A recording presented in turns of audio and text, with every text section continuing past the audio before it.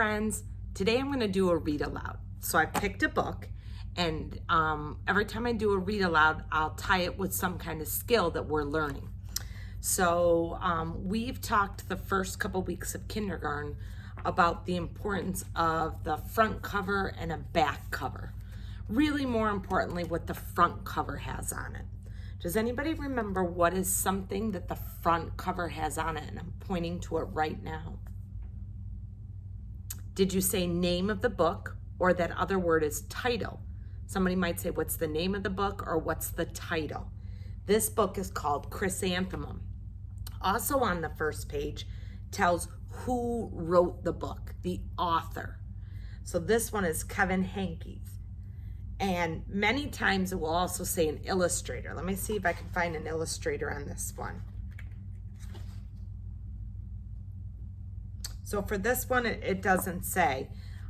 So a lot of times if the author is the illustrator as well, it will say author and illustrator. I'm not really sure about this one. So again, things to look for on the front cover are the name of the book or title, the author, the person who wrote the book, and maybe the illustrator, the person that drew the pictures or took the photos. Then we have the back side of the book. And today, after I read this book, Chrysanthemum, we're going to be talking about two important things. One is called a setting, and one are called characters. So boys and girls, a setting is just where did the story take place? So was it out on a playground? Was it in a field? Was it in a pool?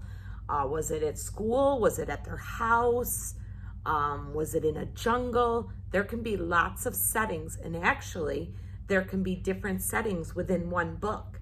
The books can go back and forth from one place to the other. So there might be more than one setting in your book. But as I'm reading this, think about, where are these people? Where is the setting? Where is it taking place? And then also characters. Characters are people that are in your book, and they can also be animals that are in your book that kind of act like people. So I want you to pay attention to the characters, the people that are in our story. All right, so we'll go back to that after we listen to the book. So the book I'm sharing today, like I said, is Chrysanthemum.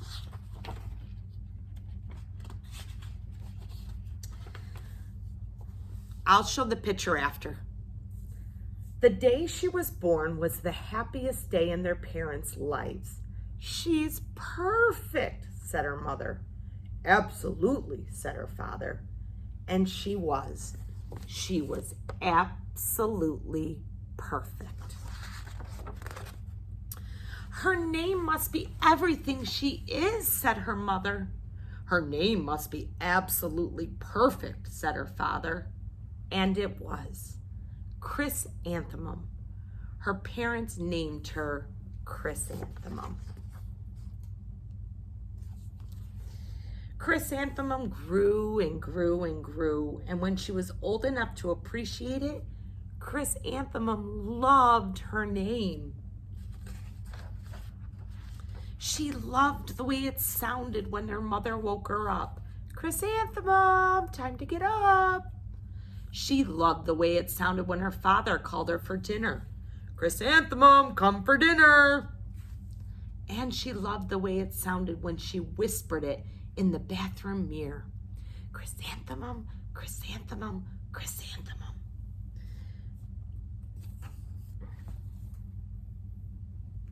Chrysanthemum loved the way her name looked when it was written in ink on an envelope. She loved the way it looked when it was written with icing on her birthday cake. And she loved the way it looked when she wrote it herself with her fat orange marker. Chrysanthemum, chrysanthemum, chrysanthemum. Chrysanthemum thought her name was absolutely perfect. And then school started. On the first day, Chrysanthemum wore her sunniest dress and her brightest smile. She ran all the way. Hooray, said Chrysanthemum, school! But when Mrs. Chud took roll call, everyone giggled upon hearing Chrysanthemum's name.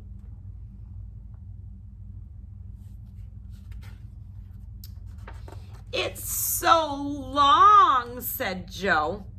"It scarcely fits on your name tag," said Rita, pointing. "I'm named after my grandmother," said Victoria. "You're named after a flower." Chrysanthemum wilted.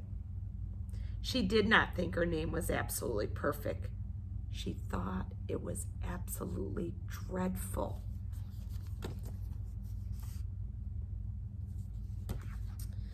The rest of the day was not much better.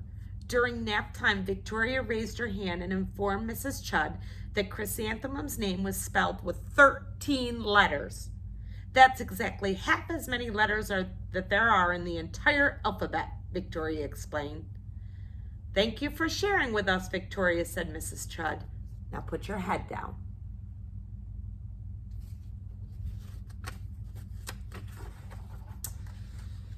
"If I had a name like yours, I'd change it," Victoria said as the students lined up to go home. "I wish I could," thought Chrysanthemum miserably. "Welcome home," said her mother. "Welcome home," said her father. "School is no place for me," said Chrysanthemum. "My name is too long. It scarcely fits on my name tag, and I'm named after a flower." "Oh, pish," said her mother. "Your name is beautiful." "And precious and priceless and fascinating and winsome," said his father. "It's everything you are," said her mother. "Absolutely perfect," said her father. Chrysanthemum felt much better after her favorite dinner, macaroni and cheese with ketchup, and an evening filled with hugs and kisses and parcheesi.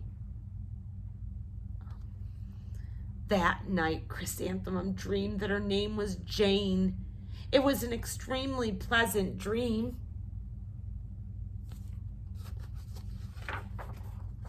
The next morning, Chrysanthemum wore her most comfortable jumper.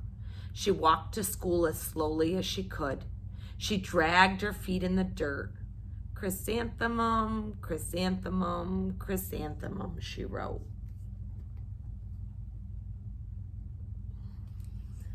"She even looks like a flower," said Victoria as Chrysanthemum entered the playground. "Let's pick her," said Rita, pointing. "Let's smell her," said Joe. Chrysanthemum wilted. She did not think her name was absolutely perfect. She thought it was absolutely dreadful.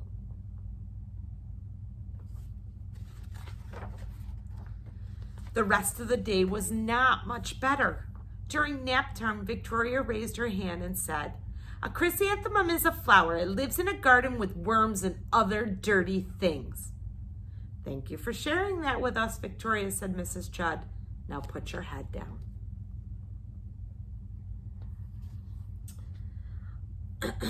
"I just cannot believe your name," Victoria said as the students lined up to go home. "Neither can I," thought Chrysanthemum miserably. "Welcome home," said her mother. "Welcome home," said her father. "School is no place for me," said Chrysanthemum. "They said I even look like a flower. They pretended to pick and smell me." "Oh, pish," said her mother. "They're just jealous and envious and begrudging," and said her father. "Who wouldn't be jealous with a name like yours?" said her mother. "After all, it's absolutely perfect," said her father. Chrysanthemum felt a trifle better after her favorite dessert, chocolate cake with buttercream frosting, and another evening filled with hugs and kisses and parcheesi. That night, Chrysanthemum dreamed that she really was a chrysanthemum. She sprouted leaves and petals. Victoria picked her and plucked the leaves and the petals one by one until there was nothing left but a scrawny stem. It was the worst nightmare in Chrysanthemum's life. Chrysanthemum wore her outfit with 7 pockets the next morning. She loaded the pockets with her most prized possessions and her good luck charms. Chrysanthemum took the longest route possible to school. She stopped and stared at each and every flower. Chrysanthemum, chrysanthemum, chrysanthemum, the flowers seemed to say.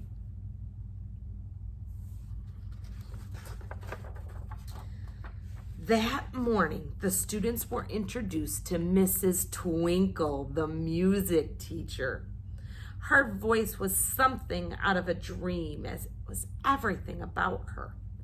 The students were speechless. They thought Miss Twinkle was an incredible wonder. They went out of their way to make a nice impression.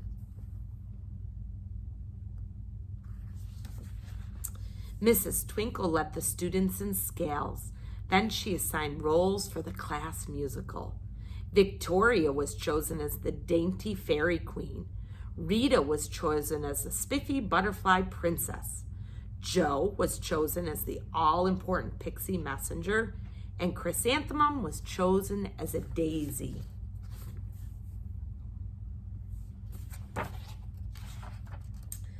Chrysanthemum's a daisy, chrysanthemum's a daisy, Jo, Rita, and Victoria chanted, thinking it was wildly funny. Chrysanthemum wilted. She did not think her name was absolutely perfect. She thought it was absolutely dreadful.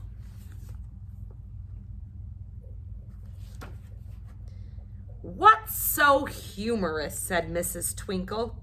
Chrysanthemum was the answer.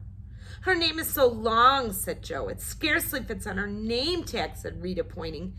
I'm named after my grandmother, said Victoria. She's named after a flower.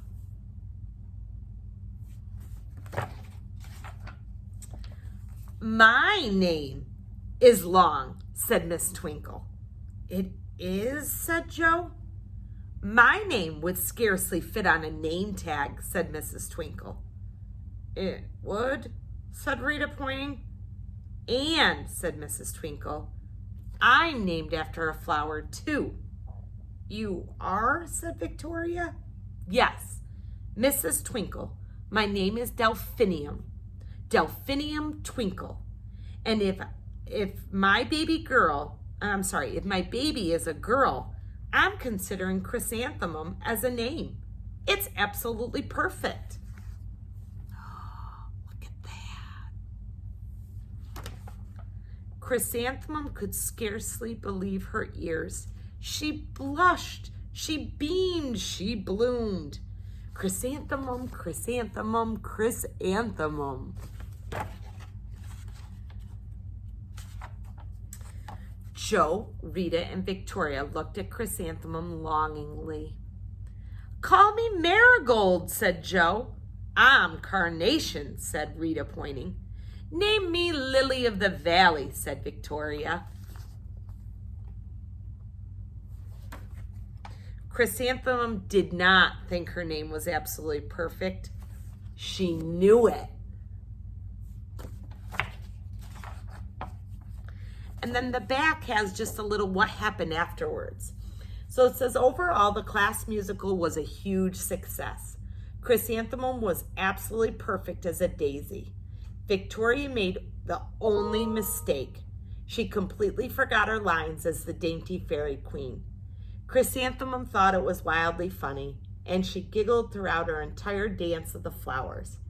Eventually, Mrs. Twinkle gave birth to a healthy baby girl, and of course, she named her Chrysanthemum.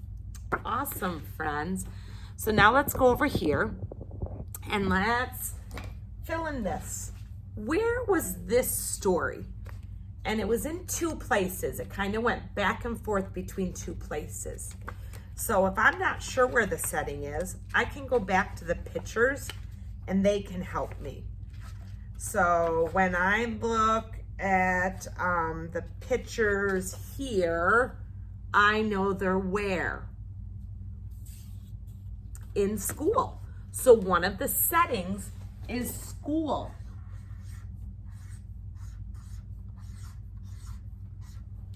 But the setting wasn't always in the school. They didn't spend the whole book in the school. She also went, what? Home. So school and home is where this story takes place, where the settings are. Okay? So now let's think of some characters who are in this story. Now, one of them's really easy to remember. She was on every page. She is called the main character. It's what the whole story was about. It's that really long name that scarcely fits on a name tag, that's named after a flower. Who is it? You got it, Chrysanthemum. And Mrs. Seichin would not know how to spell this name, so I'm going to look at the book to help me put it here. So one of the characters is Chrysanthemum.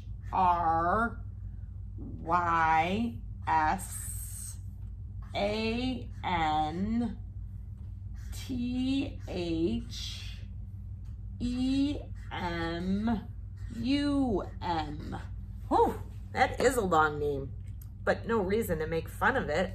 Nobody should ever be making fun of you for anything. So Chrysanthemum is one. Let's talk about people that were in Chrysanthemum's home. Those were characters. Who else was in there? Yeah, Mom and Dad. I loved how Mom and Dad, after she would always come home, would make her feel better with her favorite dinners and desserts and games and hugs and kisses. What good's Mom and Dad's? All right, so we're going to put Mom and Dad on here. Of course, they were Chrysanthemum's mom and dad, but they were characters in our story. So now let's think at school.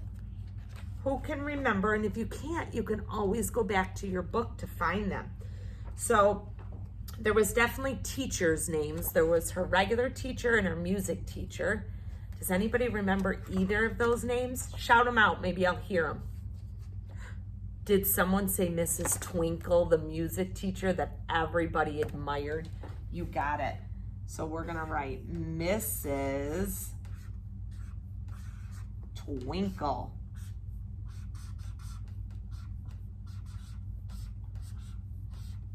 And then the other character, you only heard her name like once or twice when she was answering Victoria and she told her to put her head down, or when she was doing roll call. That name might be a little bit harder. That was Mrs. I think it was Chud. I'm going to go back and see. See, a good reader goes back. If they're not sure, they go back to their book to find it. So I know it was in school.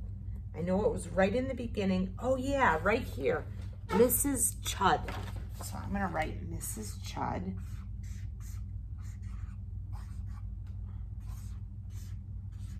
Now, who can remember some of the kids in the class that maybe weren't the best friends?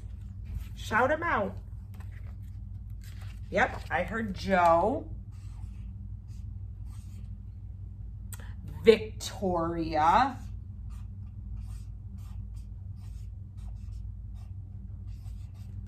Joe, Victoria, something with the R, Rita. Awesome job, guys. So not only did we listen to a story, we learned about things like the author, the person who wrote the book. We talked about the important things that are on a front cover, and 2 new skills, setting and character. As you're reading or listening to stories with Mom and Dad at home, try to find the setting. Where is the story taking place? Try to remember some characters that are in your story. Awesome job. See you next time.